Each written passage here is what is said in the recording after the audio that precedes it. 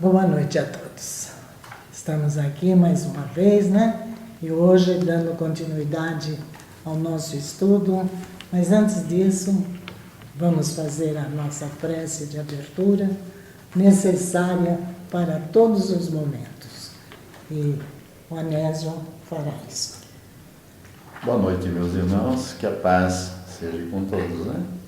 Então, como disse a Isaura, sempre quando iniciamos o nosso trabalho, o fazemos com uma prece. E eu convido a todos agora, então, para que se unam em coração e pensamento e vamos levar a Deus, nosso Pai, a nossa oração.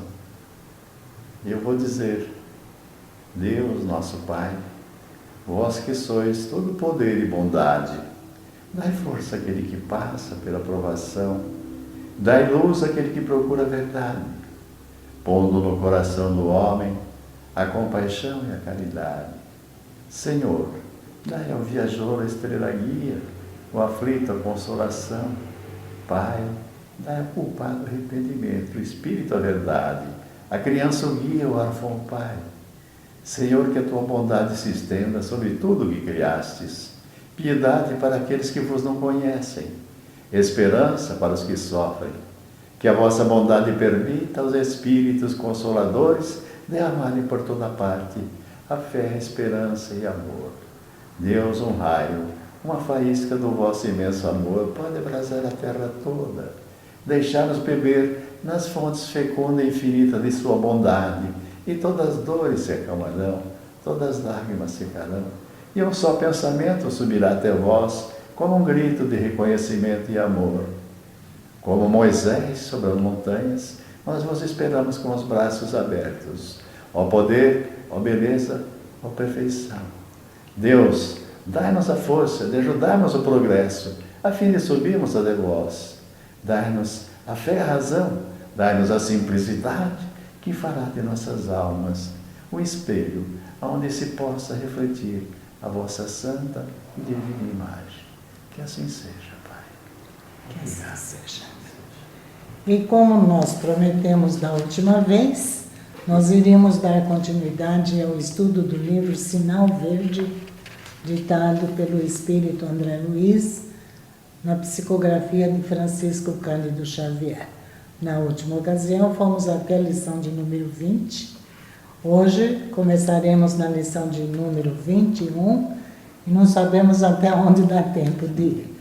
Até onde der, nós iremos, se Deus quiser, né? Esse livro simplesmente é fantástico, não? Quantas coisas bonitas que nos apresenta, quantos ensinamentos podemos tirar das lições que ele nos traz, né? É justamente porque a gente costuma dizer sempre que o nosso roteiro de vida, o mapa do tesouro, né, é o Evangelho de Jesus, principalmente à luz da doutrina espírita. Mas às vezes nós precisamos de lições assim mais objetivas, que nos falem direto ao coração, à mente, para que a gente possa entender melhor e seguir, né, o mapa do tesouro de uma forma mais firme, mais exatamente, concreta. encontrar um caminho mais fácil para achar esse tesouro, né? Justamente. Então, na lição de número 21, como já também dissemos, nós não vemos todas as lições do mesmo capítulo. A gente escolheu algumas frases e com pequenos comentários. E nessa de número 21, que tem por título Assuntos de Tempo, nós encontramos aqui André Luiz dizendo: se você já sabe quão precioso é o valor do tempo, respeite o tempo dos outros para que as suas horas sejam respeitadas. Que beleza de ensinamento, né? Porque muitas vezes a gente não sabe mensurar a nossa disponibilidade e nós acabamos atrapalhando os outros. É o tal negócio, né? Existem aquelas pessoas muito prolixas e você pergunta uma coisinha de nada, ela começa a explicar, né? Desde quando nasceu até o momento. É verdade. Então isso aí torna um tempo precioso, né? Então é por isso que André Luiz diz temos isso, que respeitar. Então tem que respeitar, sim, o tempo dos outros, para que o nosso seja respeitado também. E ele diz mais: um tipo comum de verdadeira infelicidade é dispor de tempo para acreditar-se infeliz. Gente, essa é demais. Um tipo comum de verdadeira infelicidade é dispor de tempo para acreditar-se infeliz. É aquilo que você acabou de falar agora há pouco, né? Tem pessoas que são assim, você começa a falar alguma coisa, é o caso da dor, me dói aqui, ele fala, me dói aqui e ali também. Então ele sempre quer ganhar da gente. Então é verdade, essas criaturas parecem que se sentem felizes sendo infelizes. Na verdade, é assim, é isso. Usa mal o tempo. E não, uma outra lição aqui, se você aproveitar o tempo a fim de melhorar-se, o tempo aproveitará você para realizar maravilhas. Está vendo? Até o tempo, né? Se você dá tempo a ele, ele lhe dá tempo também. Não é verdade? Você sabe que quando eu leio esses assuntos com relação a tempo, você sabe o que eu penso, o que eu me lembro da primeira vez que eu usei um micro-ondas. Aí que eu fui verificar quanto tempo é 1 minuto. Pois é. Porque a gente às vezes fala 1 minuto, o que é 1 minuto? Aí usando o micro-ondas pela primeira vez, esse minuto não passava nunca. Então quem quiser medir o tempo, faça essa experiência. Marca um determinado tempo ali no micro-ondas e não faça mais nada. Fique esperando esse tempo passar. Vocês vão ver como demora. Pois é, talvez num minuto você pode fazer muitas coisas boas, mas muita bobagem também, né? E aí é o perigo. Não é? Aí que tá. No outro assunto, a lição de número 22, ele vai falar sobre perguntas. É outra coisa muito interessante também, né? O que não é interessante? Sim, também. Na obra de André Luiz. Então eu escolhi aqui embaixo: não faça questionários quanto à vida íntima de ninguém. Olha, como é? Você é casado? Quantos anos você tem? Quanto você pesa? Você já fez isso? Já fez aquilo? Pois é. Não faça questionário. E tem pessoas que se comprazem em fazer isso, né? É se interessar. Falando em ser casado. E eu não. Casaram comigo, né? Não, interessante, minha mulher disse que eu não pedi em casamento. Até hoje eu não pedi ela em casamento. Então, e já faz 52 anos, já quase. Caramba. Pois é. Imagina, hein? E o próximo. Entretecer apontamentos sem necessidade com relação à idade física de alguém não é apenas falta de tato e gentileza, mas também ausência de caridade e de educação. Principalmente, não pergunte a idade das mulheres. Elas não vão gostar. Às vezes elas e você vai obrigá-las a mentir também, né? Isso que eu ia falar. Elas vão até responder, mas algumas vão ludibriar quem perguntou. Então não pergunta não. Para não ter essa decepção, então não pergunte. Não pergunte. Melhor coisa. Tem tanta coisa boa para falar, não precisa ser isso. Né? Olha, o amor verdadeiro auxilia sem perguntar. Porque às vezes alguém até vem pedir auxílio, vamos usar esse exemplo. E nós, antes de auxiliarmos, começamos a fazer um questionário enorme. Perguntamos tudo e às vezes o auxílio que aquela pessoa precisava era para aquele momentinho que ela estava pedindo. Passado esse tempo, já não vale mais. Ela queria ser ouvida, né? Também. Então não é ouvir. Então a gente quer falar. Quem devia falar é essa criatura, né? Então a gente tem que tomar cuidado com isso, né? Então a caridade que chega tarde não vale. Agora a lição próxima atinge muitos de nós. Mesmo espírita, né? Mesmo nós que achamos que não, mas somos sim alvo dos melindres é essa lição. Melindres. Dê aos outros a liberdade de pensar, tanto quanto você é livre para pensar como deseja. Começou daí. Aí ele vai. Melindres arrasam as melhores plantações de amizade.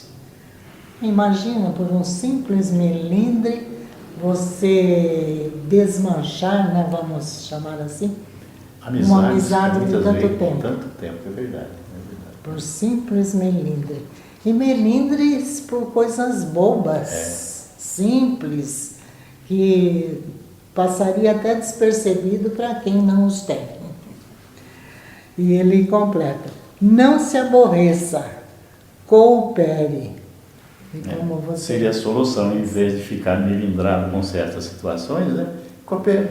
Coopere com aquela criatura que está melindrada, como diz, né? Aceitando ela como ela é e conversando, expondo que ela está enganada. Melindre não leva a felicidade de ninguém. E a lugar nenhum. Não. E como você disse, principalmente entre os espíritas. Como é fácil encontrar gente melindrosa no meio espírita. Nós estamos falando dos espíritas porque nós estamos dentro do movimento, da casa, da doutrina. Mas, e nós que deveríamos compreender melhor e não ter esse defeito. Exatamente, né? É o que mais temos. Eu tenho um amigo que ele fala que espírita é muito casquinha de ovo, né? Quebra facinho. As melindres. Aí nós já vamos dar uma puladinha aqui, vamos para a lição de número 25. Essa também. 25. Quem não as tem? Você tem? Preocupações. Você tem preocupação? Eu tenho, nossa senhora, eu tenho preocupação. Eu estou preocupado agora com esse problema. Será que a gente está conseguindo transmitir alguma coisa? É uma preocupação, não é? Pré-ocupação. Não vamos entrar nos detalhes, mas analisa a palavra pré-ocupação. Se ocupar de algo antecipadamente, né? Antes do tempo, se preocupar. Olha, antes de começar essa lição, tem um pensamento aqui de James Cabell que diz o seguinte: os otimistas proclamam que vivemos no melhor dos mundos. Percebe? Os otimistas proclamam que vivemos no melhor dos mundos. Sabe o que os pessimistas pensam? É o contrário. Temem que isso seja verdade. Como quem disse, esse é o melhor. Imagina, então essa. Imagina os demais. Aí então, André Luiz, né? Não se aflija por antecipação, porquanto é possível que a vida resolva o seu problema ainda hoje, sem qualquer esforço de sua parte. É verdade. Que bonito! Ai, se a gente pensasse sempre dessa forma, não? E a gente devia pensar, porque Deus, você acha que Deus nos desampara? De jeito Nunca. Qual que é o pai que não quer o melhor para o seu filho? Nós somos filhos de Deus. Nós teríamos que aprender isso. Deus está olhando por nós. Não devemos nos preocupar. Vamos agir corretamente? Devemos agir corretamente. Mas não nos preocupar com determinadas consequências, nada. Vamos confiar. Isso é que falta para nós. Confiança, fé. E mesmo que venha a acontecer algo que é do nosso desagrado, porque a gente não entende no momento, tenhamos certeza absoluta. Deus não deixaria que nada de ruim acontecesse para nós, se não fosse o melhor para nós. É isso que nós não entendemos, né? Porque nós vemos tudo mal e nem sempre, aliás, é verdade sim, que é dos males que nós tiramos os bens. Por quê? Porque nós aprendemos com o mal o que devemos fazer ou não para receber o bem. Então, não se preocupem. Se você não está passando um momento feliz, confie. Deus está olhando por você. Já daqui a pouco vem uma frase que explica bem isso, mas antes dela, eu vou ler essa daqui, olha. Disse um notável filósofo: uma criatura irritada está sempre cheia de veneno. E podemos acrescentar, e de enfermidade também. Então... É aquele termo, né, que às vezes a pessoa fala, eu estou enfesado, né? Analisa o que quer dizer enfesado. É cheio de fezes. Pois é. Aqui, ó. Então, e aí que eu falei que vinha a frase que completava, geralmente o mal é o bem mal interpretado. Pois é. É que a gente não soube no momento, né, entender o porquê daquilo. Daquilo que nós achávamos que era mal e que na realidade estávamos interpretando erradamente. Sabe que com relação a esse assunto preocupações, existe um poema que foi traduzido por Guilherme de Almeida, que eu acho interessantíssimo, e eu vou até pedir licença aos irmãos para repeti-lo. Ele tem por título Não se incomode. Então, o autor diz o seguinte: há duas coisas que podem incomodar. Ser você bem-sucedido ou ser mal-sucedido. Se for bem-sucedido, não há motivo algum para se incomodar. Se for mal-sucedido, de duas uma. Ou você conserva a saúde, ou fica doente. Se conservar a sua saúde, não há motivo algum para se incomodar. Se ficar doente, de duas uma. Ou você sara, ou você morre. Se você sarar, não há motivo algum para se preocupar, para se incomodar. Se morrer, de duas uma. Ou você vai para o céu, ou vai para o inferno. Ah, se for para o céu, não há motivo algum para se incomodar. Se for para o inferno, você terá que cumprimentar tantos conhecidos que não terá tempo para se incomodar. E é uma realidade aí. Bacana, né? Interessante. Bastante interessante. Lição de número 26. Vai falar o assunto em torno da felicidade. E André Luiz, a nossa felicidade será naturalmente proporcional em relação à felicidade que fizermos para os outros. É verdade, né? Você quer ser feliz? Faça alguém feliz. É uma realidade. Só é feliz, né, aquele que consegue distribuir felicidade. Essa é... A felicidade é a única coisa que quanto mais você dá, mais você tem. Exatamente. Né? É igual o buraco, né? O buraco, né? E quanto mais você tira, maior ele fica, né? Mais terra ele tira, mais ele fica. A felicidade pode exibir-se, passear, falar e comunicar-se na vida externa, mas reside com endereço exato na consciência tranquila. Bonito, muito bonito. Se você parar de se lamentar, notará que a felicidade está chamando o seu coração para a vida nova. Quando o céu estiver em cinza, a derramar-se em chuva, medite na colheita farta que chegará do campo e na beleza das flores que surgirão no jardim. O lado bom, né, da Exato. situação. A pessoa chega lá fora, o tempo está chovendo, mas que tempo ruim, né? Tempo feio. Que coisa, tempo feio, tempo... Se ela pensasse justamente como diz aqui, né? Olha, quanta benesse vai vir em função dessa chuva. Nossa, é uma verdade. Então não tem tempo ruim. Nós temos que pensar, né, nas duas janelas abertas. Uma que contempla a tristeza e a outra que fita a alegria. Pois é. Devemos estar sempre com essa janela aberta para a alegria, né? Vamos para a próxima? Vamos lá. Perante os outros. Eu vou ler a primeira aqui, ó. Vou ler a primeira aqui, ó. Nunca desestime a importância dos outros. Não tem no seu. Repete aí, como é que é? Tem no meu. Nunca. Nunca desestime a importância dos outros. É verdade, né?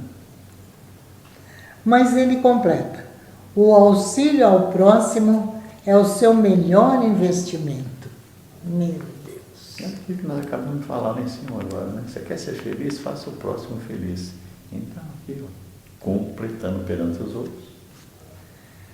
Valorize os outros a fim de que os outros valorizem você. Mas nós temos um grande defeito. É só ver defeito nos outros, né? Eu sou bom. Eu sou exemplo de bondade. Eu sou exemplo de bondade.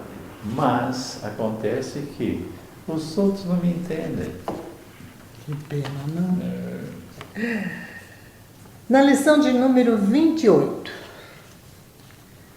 Modos desagradáveis. Ai, aqui nós teríamos tanta coisa para colocar, mas vamos ficar com algum só, senão vai desestimular, né? Então vamos lá. Olha essa daqui. Manejar portas a pancadas ou pontapés. Quer modo mais desagradável do que esse? E antes de ler as demais, um comentário que eu faria aqui, foi até uma lição que eu ouvi esses dias, não vou lembrar agora quem disse, mas ele falava sobre a egrégora que nós criamos no nosso ambiente. E eu vou aproveitar o ambiente doméstico, principalmente, para destacar. Nós acabamos criando no nosso lar um ambiente assim muitíssimo desagradável se tivermos esses modos desagradáveis, como ele exemplificou aqui, manejar as portas e a pancadas e pontapés. Às vezes você está nervosinho, sai batendo na porta, dando pontapé. Imagina o ambiente que vamos formando no nosso lar e o que trazemos, né, para dentro dele. Depois é aquela situação, às vezes você chega dentro do lar, se sente mal, algo está te incomodando, o que é, senão o próprio ambiente que você criou com os seus modos desagradáveis. E que exemplo você está dando para os seus filhos? Não é verdade? Sem mais, né? Depois fica, meu filho é isso e aquilo lá. Muitas vezes parte daí, ó, pequenas coisinhas, né? E a gente passa para eles, eles acham que aquilo é normal. É normal e vão fazer igual. Pois é. Então, quando o filho bater a porta, der pontapé na porta, você vai reclamar? Não pode, você faz. Então, um outro exemplo que ele dá a respeito de modo desagradável é censurar os pratos servidos à mesa. Ai, gente, isso daqui é de uma infelicidade tamanha, principalmente para a cozinheira. E às vezes os filhos, principalmente os filhos, fazem isso, quando não são mal acostumados. Disso eu não gosto, isso é ruim, isso é, né, fica censurando todo e qualquer alimento que você oferece e que coloca sobre a mesa. Então é um modo muito desagradável. Agora, esse aqui eu fiquei em dúvida até se eu ia ler ou não. Mas como isso existe, vocês me dão licença, meus irmãos, mas eu vou ler. Ouça. Assoar-se e examinar os resíduos recolhidos no lenço junto dos outros, esquecendo que isso é mais fácil no banheiro mais próximo. Vocês entenderam o que isto significa? E não são poucas as pessoas que têm esse hábito, esse modo eles desagradável. Fazem com uma naturalidade, né? Poxa vida, é um hábito horrível. Mas é algo bastante... sem comentários, vamos lá. Olha o outro de baixo, olha o outro agora. O outro, bocejar ruidosamente enquanto alguém está com a palavra. Isso é outra coisa. Que é algo mais desagradável do que isso. Você está tentando... Vou usar como exemplo as palestras, por exemplo. Um palestrante se desdobrou em preparar a palestra, se dedicou mesmo, e ele está ali expondo o tema, expondo o assunto, e de repente o cara lá... na plateia, aquele bocejo que ele nem se dá conta da altura do bocejo dele. É terrível. Ele derruba qualquer palestrante. Isso em termos de palestra. Mas, pessoalmente, né, entre as pessoas nas conversas formais e informais, acontece isso também, infelizmente, né? E, por último, nessa lição, ele diz: efusões afetivas exageradas em público. Vocês sabem o que isso trata? Quantas vezes você vê alguém se encontrando na rua, que faz tempo que não se encontra, e dá aqueles gritos e corre e se abraça? Tudo bem, manifestação de alegria. Mas, gente, vamos ter mais cuidado nas nossas expansões, porque ninguém precisa, né, testemunhar algo que pertence àquelas pessoas que estão se manifestando. Então, sem efusões afetivas exageradas em público, por favor. Anésio, estamos chegando no fim. Fazer o quê, né? Lição de número, olha, da 21 até 28 só. Mas fica para a próxima o restante, né? Nós vamos agradecer novamente a atenção dos nossos irmãos. Pedimos desculpas se algo, né, não agradou ou se fomos exagerados em algum comentário. Nos perdoe, que Jesus falou que a gente tem que perdoar. Então vamos aplicar, né, a lição que ele nos deu. E no domingo a gente continua e acredito que a gente termine essa leitura que estamos fazendo deste livro. Você sabe que dizem que os remédios mais amargos são aqueles que mais bem fazem, né? Então, se a gente disse alguma coisa, né, talvez seja um remédio amargo que nós precisamos pensar, é verdade. Então, vamos agradecer a Deus novamente pela oportunidade que nos deu nesta noite de estarmos reunidos e rogando que Ele abençoe a todos que estão nos assistindo. Acredito que todos colocaram o copo com água para ser agora magnetizado com os recursos da espiritualidade amiga, e convido a todos que ingiram essa água com a certeza de que ali estão os medicamentos que cada um precisa. E agradecendo a Deus, pedindo que Ele abençoe a todos, principalmente aqueles nossos irmãos que estão passando por dores, sofrimentos atrozes, que eles encontrem o consolo, a paz que tanto necessitam. E nós vamos nos dirigir a Deus, proferindo a lição, a oração que Jesus nos deixou ao dizer: Pai nosso que estais nos céus, santificado seja o vosso nome. Venha a nós o vosso reino, seja feita a vossa vontade, assim na terra como no céu.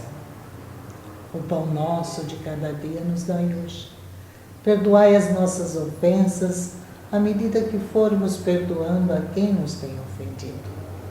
E não nos deixeis cairmos em tentações, mas livrai-nos de todo o mal, porque vossos são o reino, o poder e a glória para todos sempre. E que assim seja, Senhor. Que assim Que assim seja. seja. Uma boa Boa noite a todos, né?